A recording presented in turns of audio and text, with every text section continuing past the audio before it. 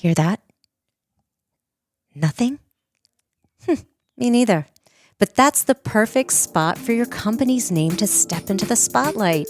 Become an underwriter for As You Mic It and let every episode be your curtain call. Slip a note to podcast@pashakespeare.org for more information. And I haven't sworn once. But the last time he was like, hey, stop using those words. You did say titular. I did say, and I did emphasize the first syllable too. Because why else say the word? Welcome back to As You Mic It, the official podcast of Pennsylvania Shakespeare Festival. I'm Jason King-Jones, Artistic Director here at PSF. We're continuing our weekly In the Spotlight series where we take a closer look at the artists and productions that make up Pennsylvania Shakespeare Festival's summer season. Our next guests are two artists who have become part of PSF's family over many seasons. Between them, they've appeared on stages across the country, earned awards and acclaim, and built remarkable careers, while also building a life together offstage. This summer, they're back at PSF as part of our repertory productions of Romeo and Juliet and Ken Ludwig's Moriarty. Welcome, Karen Peaks and Ian Merrill Peaks. Thank you. Hi, thanks for having us. We're grateful that you're here. We're recording this while we're also in rehearsals for the rep. I just came from a costume fitting. You just came from a costume fitting. You guys are commuting back and forth from home down around the Philly area. And we actually stayed last night and socialized, and it was great to visit with folks. You socialized with whom? Well, with the cast. Austin. You stayed here? Yeah, we stayed overnight. Oh. Yeah, Owen's graduated, so he can, our son is 18 and just graduated, so he can raise himself now. But our garden can't, so we do have to go home periodically. So you got to hang out. You got to hang out by the fire pit and do a little socializing? We did. We played a little cornhole, and it was great. I mean, that's one of the reasons to be here, right? Is the family that's built and the hangouts that are made accessible and the people. Yeah. You know, it sounds corny, but it's the people that bring you back. Yeah, and somehow I still wind up getting you guys to come back, even though I'm running this place. I really appreciate it. This might be the last. No, just kidding. No, we love it, and I will get corny for a second. We met here in 1995. Well, this was my question that I wanted to start with. So tell me about this. Yeah, we fell in love in 1996 here. She was an intern. I was a second company member. Yeah. Wow. I was between my junior and senior year of college.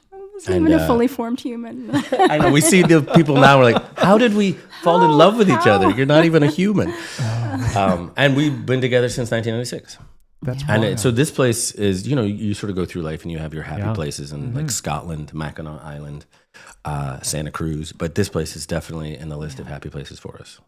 And we brought our son with us when he was little, when we would work up here. And so it's also special to him now because he has lots of happy memories walking around and getting ticks, seeing the deer. Yeah, it's beautiful. Karen, you were a student here. Was it Allentown College of St. Francis de Sales at the time? Yes, it was. So talk to me about what was it about this school that just drew you here? Like why'd you want to come here? I was my head was always in the clouds, and I was not really... you made that sound past tense. I wasn't real motivated. I knew I wanted to go into theater, but I wasn't sure. And I was the only one in my all-girl Catholic high school in Maryland that wanted to go into theater, that had an interest. So my guidance counselor found a flyer, because that's how people communicated back then. And she said, look, this just came in the mail. They're having auditions for their theater program. And out of nowhere, I was like, I must do this. And we put together a really bad audition and came up with my parents. But it was the campus. Like it was the open skies. I grew up in Baltimore, not in city, but, a little neighborhood. And it was the first place I'd ever gotten out and just been like, there was just open skies and cornfields and green you always talk and about trees the breeze. and the breezes in the valley. And it was so beautiful. And the students were there on the welcome, for the audition day for the program. There were theater students there, and they took us on tours. And my parents were just like, this is it. And then I kind of was like, this is it. And I had a terrible audition, and they took me anyway. So then, how many times did you do Pennsylvania Shakespeare Festival in between your years? I had a huge break. I did 2 summers as a second company member, and then we call that the young company now. Is that right? Are they the same thing? Well, we were called interns then. Okay. Yeah, there's young second company. Young company. Okay. They did the green show and all that stuff. Yeah, that was so. So 2 years of that, and then I didn't come back again until 2016. I think. So it was a big huge break. Ian was here Not a lot. quite a bit. Well, like 4 or 5 seasons. yeah. And I would come visit him, but oftentimes I didn't get to come because I was working elsewhere. Right. And then once we had our son, we would come up and just be here as a family. But 2016, Blithe Spirit, that summer was the first summer I was back. Being theater professionals, raising a child, both of those things are just difficult in and of themselves.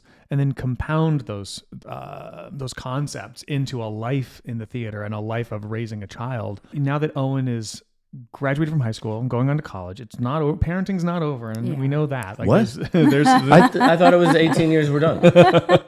She lied to me.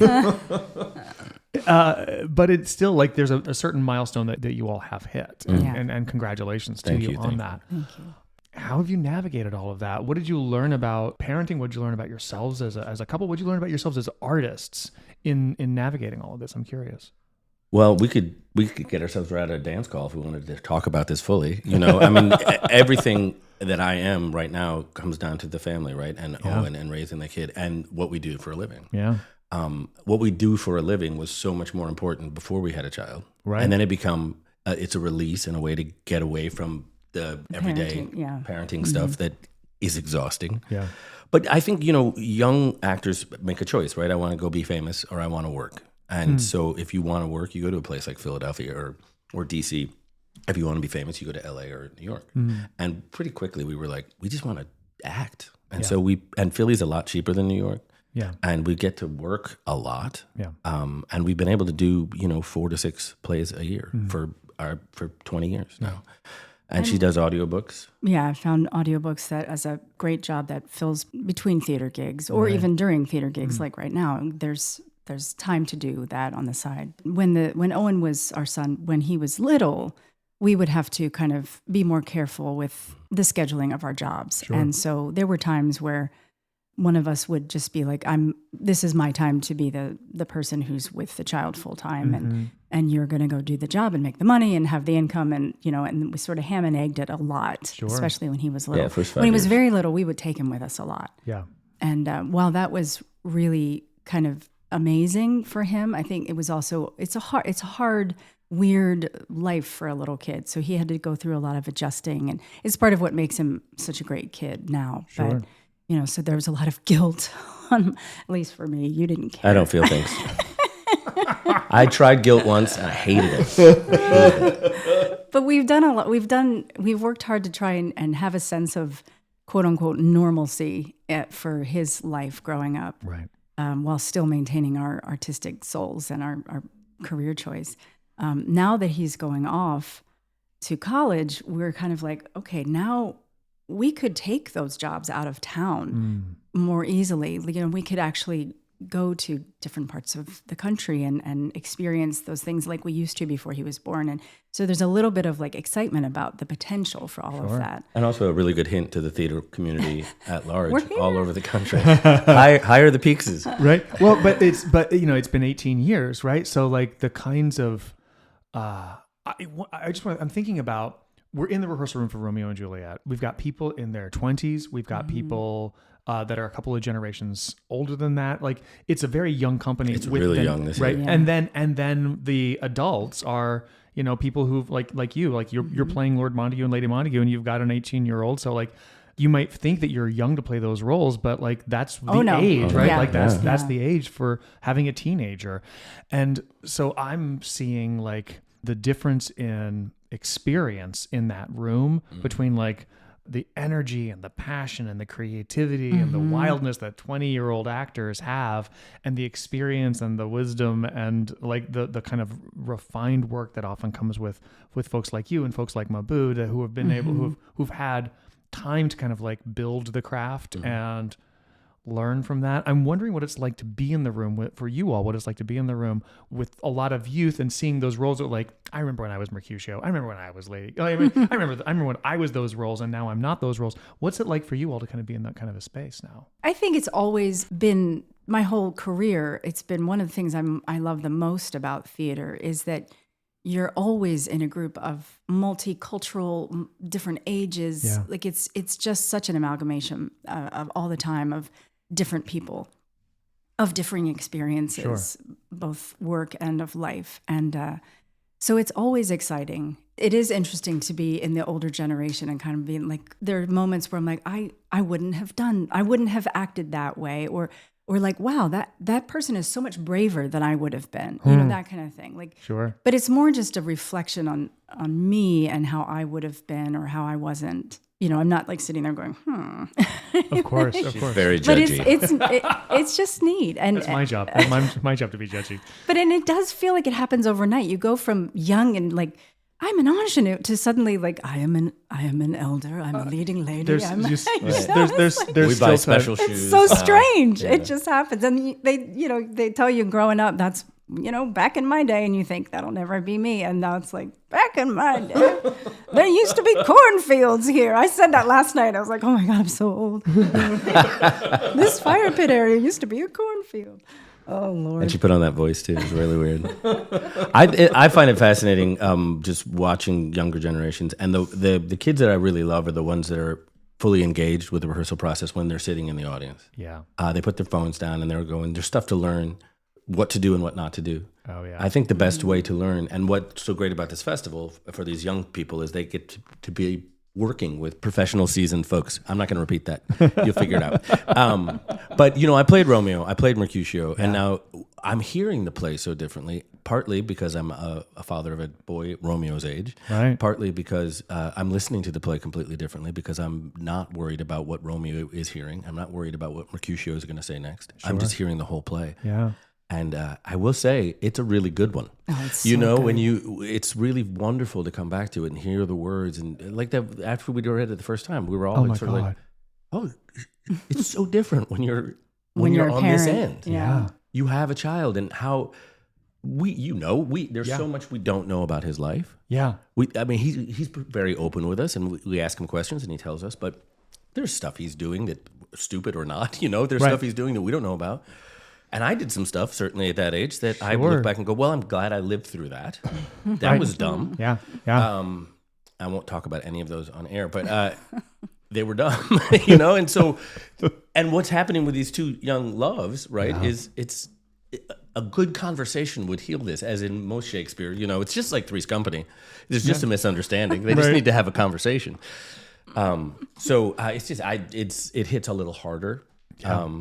And I'm listening to more of it because I have very few things to say. Yeah. Yeah.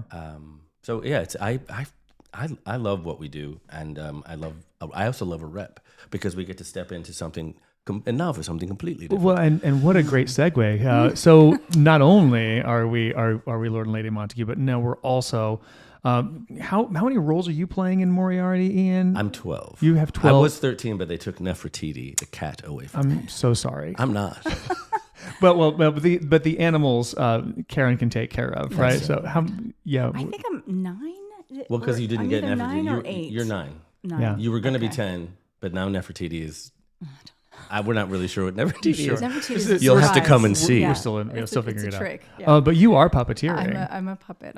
I'm a dog. Toby. We're still working on it. Yeah. So what's it like to kind of be able to navigate 2 different shows in a single day? We've got rehearsal for Romeo and Juliet coming up shortly, and then there's going to be a dinner break, and then you're going to go into Moriarty rehearsals.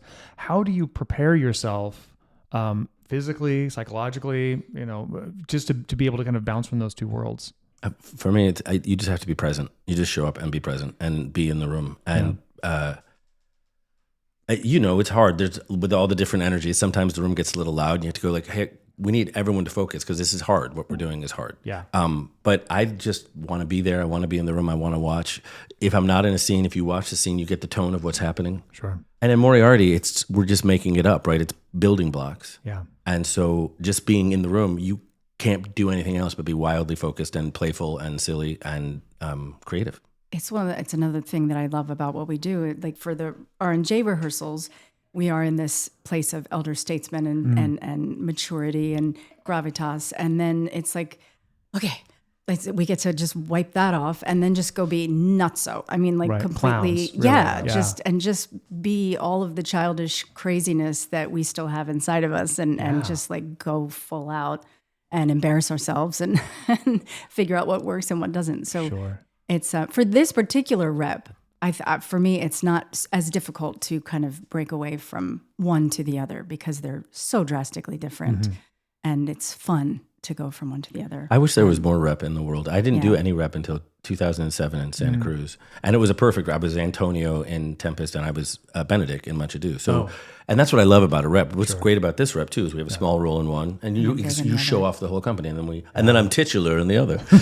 Whatever. I just like to say that word, but so I've only done it like 5 times in my life, and I love it every time. There's no chance of getting bored. You constantly are working on something. Your mind is fully engaged all the time. And I love that. Yeah. I do too.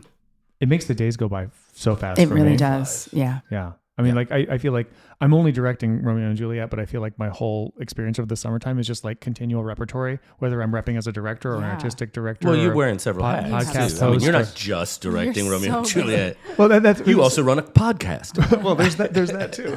Connie really runs the podcast. I just ask questions. But it's that like different things require different parts of my time and my brain. And so I'm able to kind of like, next thing I know, it's the end of the day and I'm talking to Josanna. I'm like, why? What do you mean you're going to bed? And she's like, it's 11:30. And I'm like, oh, I guess we need How to did we get here? Right. Yeah.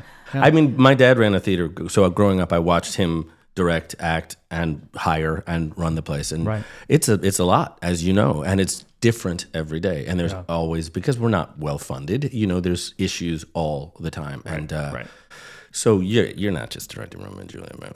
No. You're doing a lot. No. At least I'm not building scenery this year. I'll say that. I'll say that. The season isn't over. Knocking on wood. Yeah. Just not building on wood. Yeah. It's true. Absolutely true. Absolutely true. You guys are working on Moriarty, and you're working with Matt Pfeiffer. Both of you have a lot of experience working with Matt. I'm wondering if you can share any experiences about any stories about like when you first work with Matt, or what the experience of working with him is like versus working with other directors. How do you calibrate your own process based on the idiosyncrasies of a particular director in a room? I don't know if you know, but Fife and Matt was here when I was here at Allentown as a student. When he was still Pfeiffer and not Pfeiffer? Well, we called him Fife. We still call him Fife. And he was 2 years behind me, I think. Okay. And we were friends. So working with him as a director is just, he's my buddy, Fife. Know? So it's very unique because I don't know that I have really anybody comparable in my life like that I work with. And there's a shorthand, there's a irreverence, I can go up to him and be like, come on, let's talk. This sucks. But that, or not. Or she's usually talking about my work. When are you going to rein in? Yeah. What is he really going to do that? So, I mean, it's a pleasure. And we've had our ups and downs, but really it's just been friendship and respect all along. He is probably the best friend we have that has directed us. Yeah. I think. Yeah. And our history goes back so far. One of my first times meeting Fife, I was living in New York and she was here and I came to visit and we were lying in bed and he knocked on the door and we were end of the day and he needed to borrow a play or something. And I was like, oh, hey, I'm Ian. He's like, I'm Fife. 45 minutes later, and I'd learned the entire history of Mammoth. And I was like, he left, and I went, who the heck is that guy? Did he not see us lying here? He's always been himself. Like, the way he is now is the way he was in college. I mean, he is a lover of knowledge and theater and can talk until the cows come home. I mean, just... And most of the time, it's entertaining.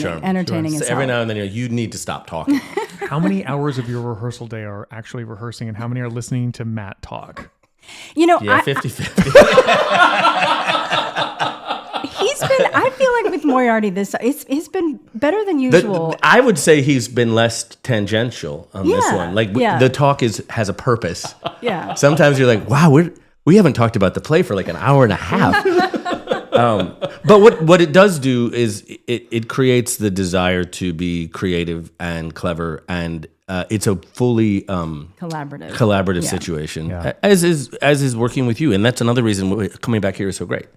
I remember during R&G last year how many times the best idea in the room won, and it came from any number of people, and That's a skill that a lot of directors don't have, right? Mm-hmm. Because they're like, I'm really collaborative, but I'm not. And to be able to say, that wasn't my idea, but it's in my play. Yeah. I think it's really, it's super helpful. And it's really smart, because if you get a good idea, the people out there don't know that came from Damian Wallace. They don't know that it came from, no good ideas came from me, but you know what I'm saying. They go, you directed the play, this is your show. And at the end, what's great is the strength at the end to go, I can make the final decisions when it's time. Sure. And I think Fife does that really well too. Yeah. It takes a good director to also be a good editor, but it also takes really great collaborators in the space as well, and people who understand the story, not just from their own particular role, but kind of like how they are fitting into the whole.